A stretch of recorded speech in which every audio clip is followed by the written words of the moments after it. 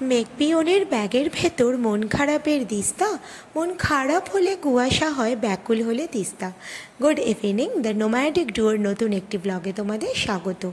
যখনই মন কেমন করে পাহাড়ের জন্য, সবসময় তো আর ইচ্ছে হলেই চলে যেতে পারি না, তবুও প্রচুর কাজের মাঝে সুযোগ খুঁজি কখন একটু ছোট্টে পাহাড়ে চলে যাব।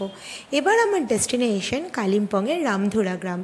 তো এই ছোট্ট গ্রামটি কিন্তু কালিম্পংয়ের একদম টাউন থেকে 15 কিলোমিটার মতো সময় লাগে যেতে। এনজেপি স্টেশন থেকে গাড়িতে 3-4 ঘন্টা মতো সময় নেয়। আমরা রয়েছি রামধুরার খালিং হোমস্টে। হোমস্টেটি ছোট্ট এবং সাদামাটা হলেও কিন্তু ভিউটা ভীষণ সুন্দর। এখান থেকে তোমরা নিচের দিকে তাকালেই তিস্তা নদী দেখতে পারবে। আর এই হোমস্টেটা সবথেকে যেটা পছন্দের বিষয় ছিল সেটা হচ্ছে দোতলার বারান্দা।